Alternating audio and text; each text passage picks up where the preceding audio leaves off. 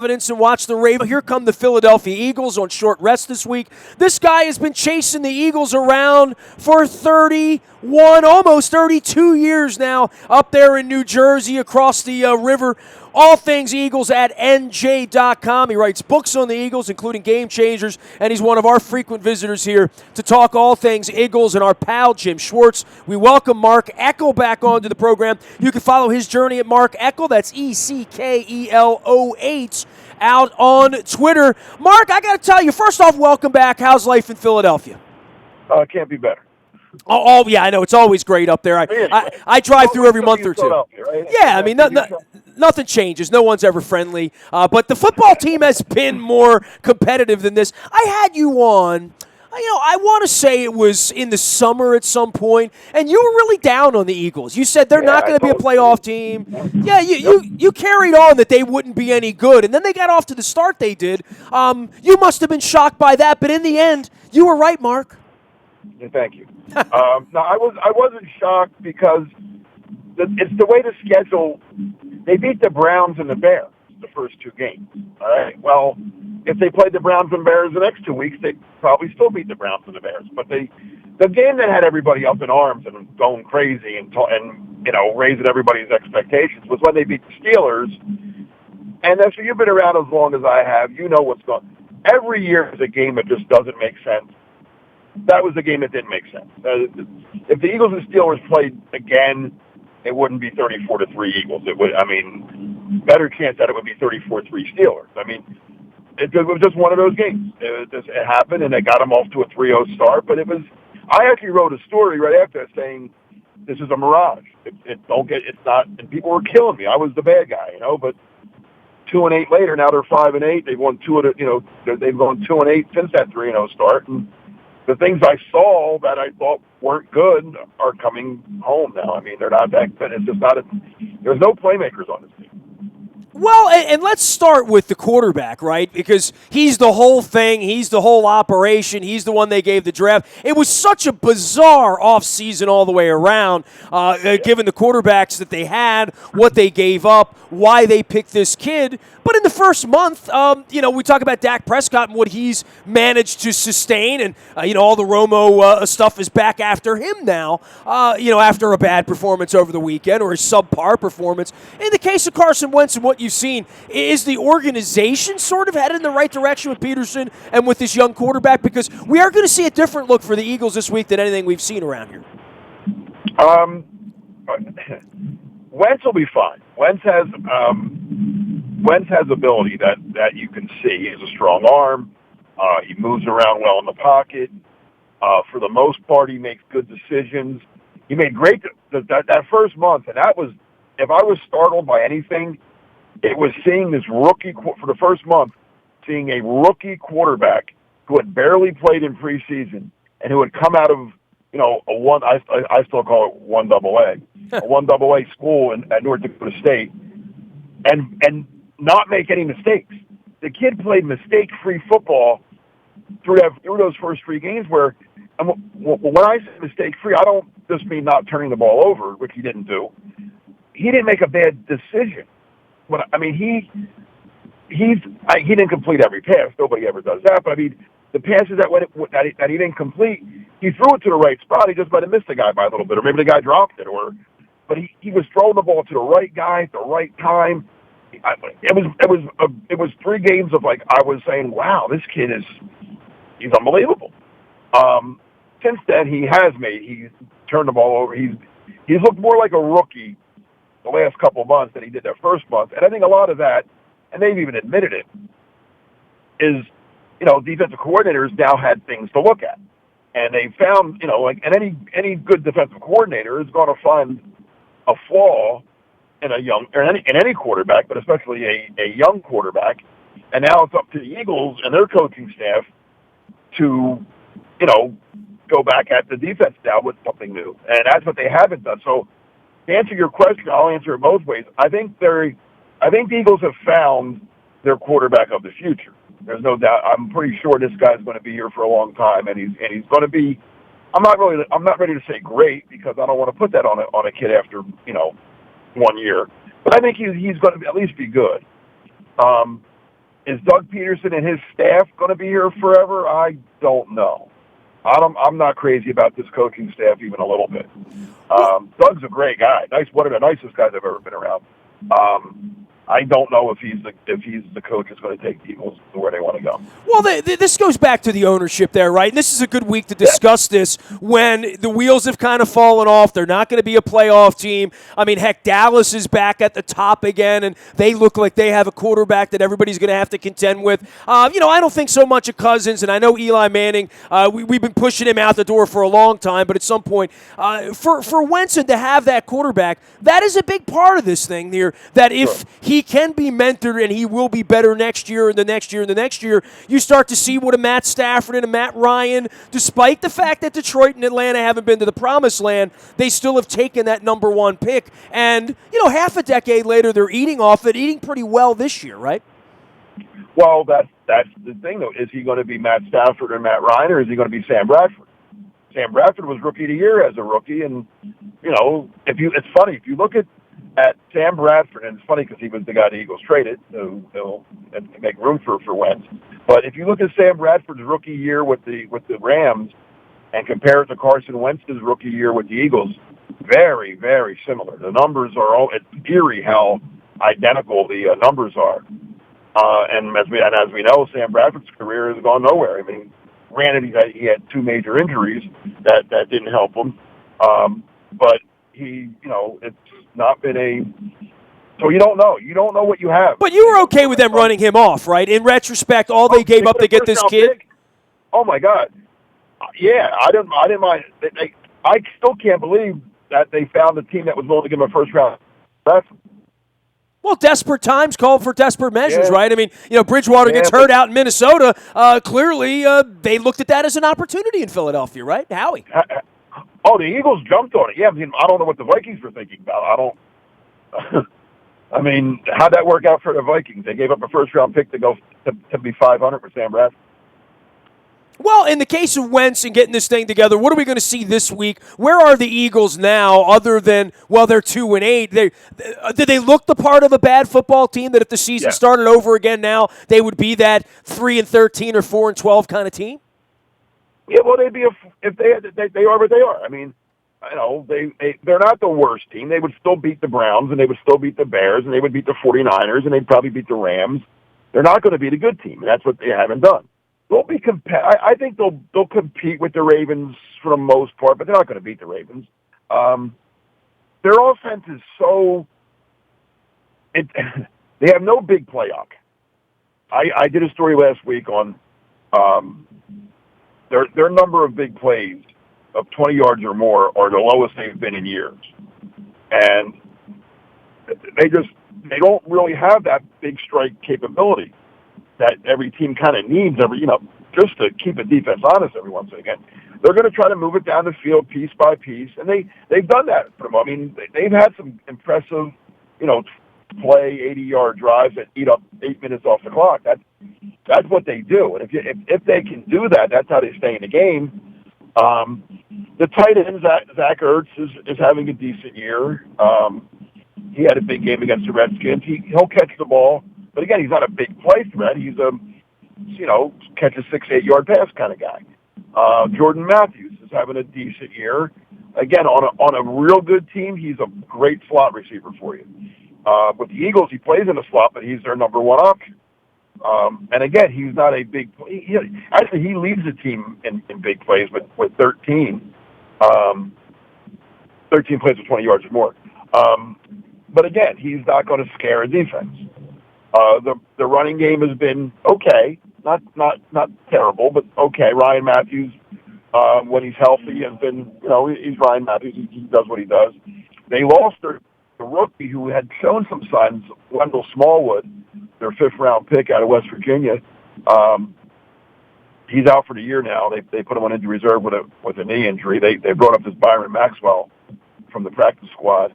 I'll see. We'll see if they use him at all this week or not. But it's a very methodical, lack of a big play kind of offense.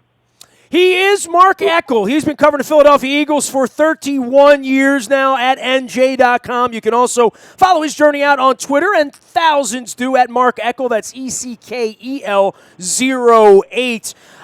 For the turmoil that's going on up there, look, man, we've had nothing if not continuity here, right? I mean, Ozzie Newsome's picked every draft pick. Eric DeCosta's been there since the beginning of time with Phil Savage and Kokanis. I mean, the architects of this team, and then there's Billiken, there's Harbaugh, and that's pretty much this century, right? In Philadelphia, it was going pretty well there, and it was kind of boring with Donovan and with Andy Reid and winning 10, 11, or 12 games every year. Got to be a little boring, lost some championship games, and they go over the side of the boat. You've seen all of that. Now you've had this sort of Chip Kelly turmoil era where some of the players there that were drafted, they like, some of them were bust. The quarterback situation, every time I put the television on, there's a Kiko Alonso or a Shady McCoy, somebody running around that used to be in Philadelphia that sort of got jettisoned during that Chip Kelly era. Whoa. Kiko Alonso, Chip brought him here. And Howie Roseman got rid of Kiko Alonso. But I guess my point is there have been a lot of cooks in the kitchen, right? There have been a lot of players that were there that aren't there, including Bradford, that you'd say, well, some of these guys didn't even get to hang around for any period of time to have a chance to be an Eagle, and there's not been one philosophy there, even if it's a bad philosophy. This is a mishmash of a bunch of different people's ideas going on right now, right? Well, now it's Howie Roseman, and he has no idea. He has no clue. He's an idiot, for lack of a better word. He's not a football guy. He plays fantasy football with his friends, and now he's doing it for real. And all he's doing is getting rid of, because him and Chip Kelly hated each other so much. He's just getting rid of guys because they were Chip Kelly. They trade Eric Rowe, their second-round pick and when Kelly was in charge, so 2015, second-round pick, who they moved up to get, who played okay as a rookie. Now, he wasn't Rookie of the Year, but he played okay, showed some promise. They get rid of him this year for a fourth-round pick in 2018, and he's playing for the New England Patriots. So this, and the Eagles' cornerbacks are awful. So they trade a guy who would probably have been their best corner this year, if not at least their second best corner, for a fourth-round pick in 2018, and he's playing on the best team in football. Explain that one to me. Well, there's a lot of things that are hard to explain there, and one of them is why Jim Schwartz wanted that job, right? So, I go back 20 years with Schwartz. He's a Baltimore guy, Detroit went away, hung out a while, did the Buffalo thing. And, when you're in that position, you try to choose these jobs to get the next job. And I guess 6 weeks ago, people were talking about Schwartz getting another job, he may at the end of this year. I don't know how many jobs are going to pop open, right? But in the case of Schwartz, he's terrible. So give me the Jim Schwartz story as you see it up in Philadelphia right now. I know maybe he's your friend. I think he's been the most overrated person I've been around in years. Well, his defense is that wide nine that doesn't work anymore. Now, if it ever did, his corners are terrible. He brought in all these bums from Leotis McKelvin, who can't play dead, as his number one corner because he knew him from the Bills. He brings in Stephen Tulloch, who's way past that. The expiration date on him was 2 years ago. Please. The Eagles defense, they've been shredded by, all right, everybody said, Aaron Rodgers. Well, all right, he's Aaron Rodgers. Of course, Aaron Rodgers is Aaron Rodgers. Well, Andy Dalton, last I looked, Andy Dalton wasn't Aaron Rodgers. He picked them apart. Kirk Cousins owns them. Kirk Cousins has owned them twice this year. Looked like Aaron Rodgers both games he played them. This great pass rush. Eagles had 20 sacks their first 6 games. Everybody was telling me how great this pass rush is. Since then, they've had 8. Well, it's obvious the last half of this season has been a disaster for them because they stopped playing the Browns and the Bears. Right. No, we had the same issue. We began the year with the Jaguars, the Bills, and the Browns. We were 3-0, and we sit here and we're trying to claw and scratch and beat what you think's not a very good Eagles team this week to keep hope alive. Win this game. Ravens win for fun this week. For fun. Wow. Okay. 26-10.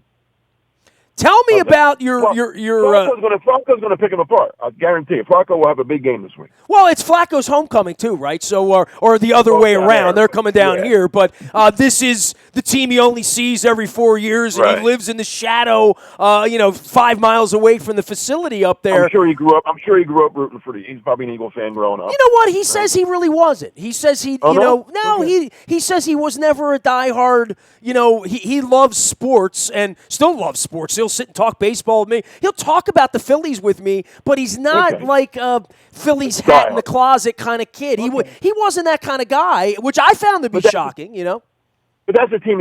Even if he wasn't a fan, that's a team. When he put the TV on, they were on. Well, he pisses off all of his neighbors, all of his relatives, the whole neighborhood, because as he says, he is from an area, over in Audubon, over on the Jersey side, where everyone lives, eats, breathes Eagles, and they're the ones that are upset. For the future, what's going to happen in this offseason? Does Schwartz survive it? Does Peter? Is there going to be more change? Is Roseman ever going to get tapped on the shoulder and get thrown out of there?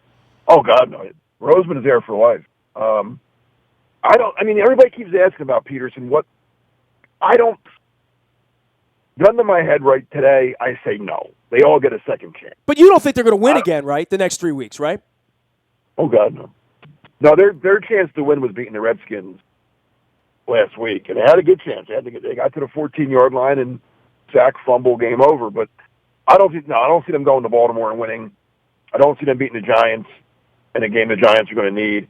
They could beat if that last game of the year is going to be if the Cowboys have everything wrapped up by then, which they likely will, but you never know.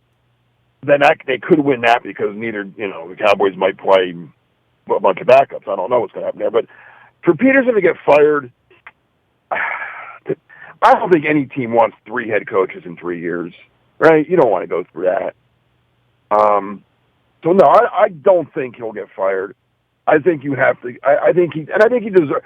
I think everybody deserves a second year. I mean, unless it's just there's a revolt of some sort. And the players, like I said, Doug Peterson is such a likable man.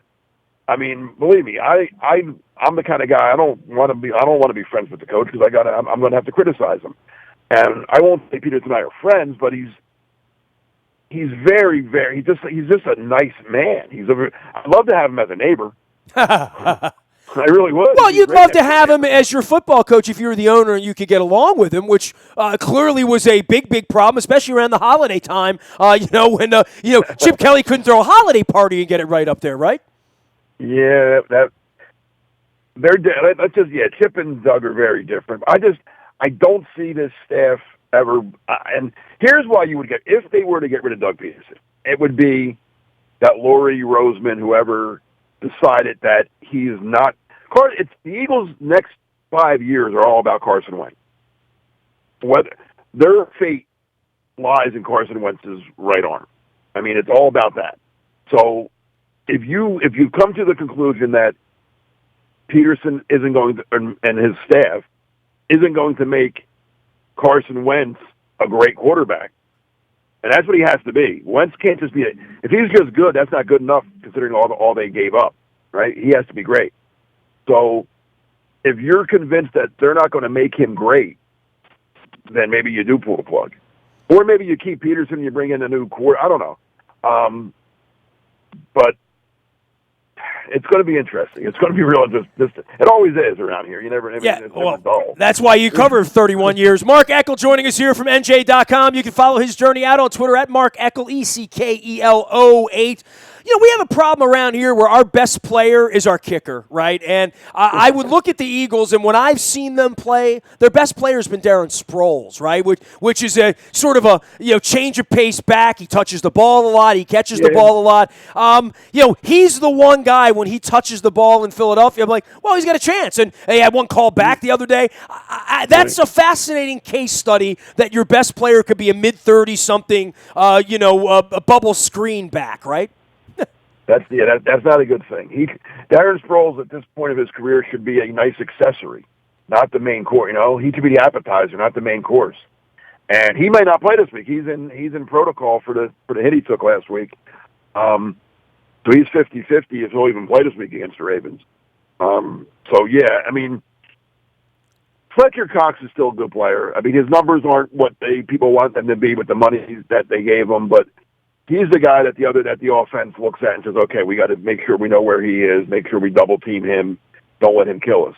But other than that, yeah, you don't worry about too many other pieces on the defense. Well, who are the special guys? I mean, you know, Aguilar was a guy I heard all this about. I remember when we went up there and did our little practice up there that Harbaugh still loves to talk about how much he hated. You know, Aguilar was going to run around and be something special. And, you know, who are the special guys? I mean, that's the question we have around here, you know? There just aren't any. I mean, like I told you, Ertz is a good tight end. I mean, he's a tight end. He's not a Gronkowski tight end, but he's a reliable guy. He'll catch the ball. You know, he's not the game breaker. He's not the guy that's going to go down the seam and catch the 30, 40-yard pass. But 3rd and 5, that's what they're looking for. You know, to get the first down. Like I said, Jordan Matthews is a nice, solid number 2 or 3 wide receiver on a good team. He's a number 1. Aguilar has been nothing but a disappointment. It's a shame. I don't know what's going on there, but he just hasn't lived up to what he was supposed to be and what he was at USC. That's it. Defensively, you got, like I said, Fletcher Cox is the guy you have to worry about. The corners, the safeties are above average. Malcolm Jenkins, Rodney McLeod, they're above average players, but they're not. It's not Brian Dawkins. You're not worried about him. And that's it. That's why they're 5-8 and 2-8 in their last 10, and probably going to be 5-11 when the season's over. Last thing for you, Mark. You buying what the Cowboys are selling at this point, or no? On what note? That they're going to stick Well, with yeah, that they're going to be in Houston when we get there in 6-7 weeks, right? Oh, yeah. I don't see anybody beating Dallas in the NFC. You? I mean, maybe. I mean, I guess they don't want to see the Giants again, but I don't see Seattle going into Dallas and winning. I saw Seattle on the road 3 times this year get stomped by Green Bay, score 5 points against Tampa, and play Arizona to a 6-6 tie. So Seattle, away from Seattle, to me, is a very average to below average. Well, they lost one of their best players in the middle, too, and that obviously that cost them. Yep. That doesn't cost their offense. Well, their offense wasn't very good to begin with. Right. That's my point. So I don't see anybody. I don't see any. I'll be very surprised if it's not Dallas and New England in the Super Bowl. I'll be catching the flight out of Houston on Friday night. I don't know that I could stomach that down there, especially with the Dallas people being able to make the drive. He is Mark Eckel. He'll make the drive on Sunday as the Philadelphia Eagles. Dude, bring me some cheesesteaks and some fresh pretzels when you come down here on maybe some fresh tasty cakes or something. Get me some crab cakes. Listen, I would never feed you a tourist crab cake as good as you are to us down here. So we'll see. I want a good one. I want a good one. I want a real one. We're going to take you over to Costas. We'll take you over to Al's. We got plenty of places around here to take good care of you. Come on down here, and we'll treat you right here this weekend. And I know you'll be bringing some of those fantastic Eagles fans down to Baltimore this Sunday. Plenty of good seats available on a chilly Sunday here in Baltimore as well. All right, thanks a lot. Mark, great having you on. Mark Eckel from NJ, that's NewJersey.com. He's covered the Philadelphia Eagles for 31 years. And if you have an Eagles fan in your life and you want to buy him a gift for the holidays, Game Changers is the book. Eagles fans in the moment you'll never forget. You can Google Mark Eckel and find him out on Twitter at Mark Eckel08. You can find me in the Buy Toyota Audio Vault at WNST.net 24 hours a day from anywhere in the world on your mobile device. Download the TuneIn Radio app. We do come in crystal clear from wherever you are. Mike Wallace is going to be with us next Tuesday night at Adams Jeep in Aberdeen. We'll be swabbing for the Bone Marrow Registry and for There Goes My Hero and getting to know him a little bit before season number 1 is over. Ravens holding on, Eagles this week, then of course onto the road in Pittsburgh at Christmas, and then to Cincinnati on New Year's Day. Going to be an interesting end to the season. Certainly we hope they play a little bit better than they did Monday night up in old Foxborough. Nasty at WNST.net reaches me. Facebook, Twitter, LinkedIn, Snapchat, Instagram, streaming live on our Facebook as well as our YouTube WNSTV channel. We are WNST.net, AM 1570 and WNST Towson, Baltimore, and we never stop talking Baltimore sports.